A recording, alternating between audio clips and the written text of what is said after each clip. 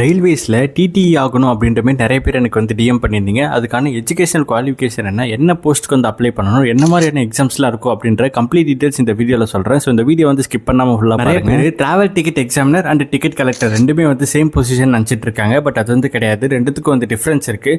முதல்ல ticket collector அப்படின்னா இந்த ஸ்டேஷன் என்ட்ரன்ஸில் இல்லை எக்ஸிட்டில் இல்லை பிளாட்ஃபார்மில் வந்து டிக்கெட் வந்து செக் பண்ணுவாங்க. அவங்கள தான் டிக்கெட் கலெக்டர் அப்படின்னு சொல்லுவாங்க. இப்போ ட்ரெயின் டிக்கெட் எக்ஸாமினர் வந்து ட்ரெயின்குள்ளே தான் இருப்பார். நம்ம ஒன்ஸ் வந்து ட்ரெயின் ரீச் பண்ண உடனே நம்மளோட டிக்கெட் வந்து வெரிஃபை பண்ணுவார். பார்த்தீங்களா, அவர் தான் வந்து ட்ரெயின் டிக்கெட் எக்ஸாமினர். இதுக்கு எஜுகேஷனல் குவாலிஃபிகேஷன் என்னன்னு பார்த்தீங்கன்னா, நீங்கள் கிராஜுவேட்டாக இருந்தாலும் அப்ளை பண்ணலாம், அண்டர் கிராஜுவேட்டாக இருந்தாலும் அப்ளை பண்ணலாம்.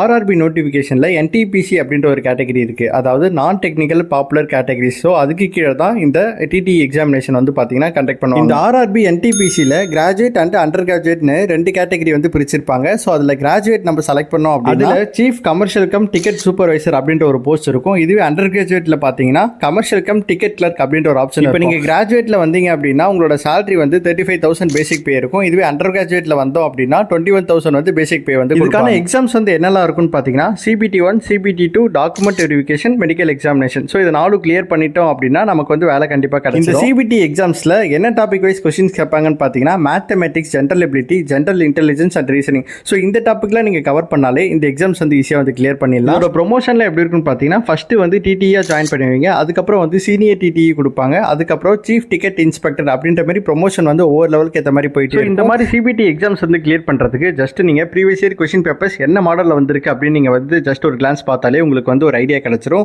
ஸோ நம்ம பேஜில் ப்ரீவியஸ் இயர் கொஸ்டின் பேப்பர்ஸ் எல்லாமே ஆல்ரெடி நம்ம வீடியோஸில் வந்து போஸ்ட் பண்ணி ப்ரீவியஸ் வீடியோஸில் செக் பண்ணி ஜஸ்ட் வந்து கமெண்ட்டில் லிங்க்னு டைப் பண்ணாவே உங்களோட டிஎம்க்கு ஆட்டோமேட்டிக்காக வந்து ப்ரீவியஸ் இயர் கொஸ்டின் பேப்பர்ஸ் எல்லாமே பார்த்தீங்கன்னா உங்களுக்கு வேறு ஏதாவது டவுட்ஸ் இருக்குது இல்லை வேறு ஏதாவது கிளாரிஃபிகேஷன் வேணும் அப்படின்னா நீங்கள் வந்து எனக்கு டிஎம் பண்ணலாம். ஸோ அதுக்கான சொல்யூஷன் வந்து நம்ம கொடுக்க போகிறோம். இந்த மாதிரியான ரெகுலரான அப்டேட்ஸ் வேணும் அப்படின்னா நம்ம பேஜ் வந்து ஃபாலோ பண்ணி வச்சுக்கோங்க. அண்ட் முடிஞ்ச அளவுக்கு இந்த வீடியோ வந்து நிறைய பேருக்கு வந்து ஷேர் பண்ணுங்கள். டிடிஇ யாருக்கெல்லாம் ஆகணுமோ அவங்களுக்கு எல்லாருக்குமே இந்த வீடியோ வந்து ஷேர் பண்ணி விட்டுருங்க.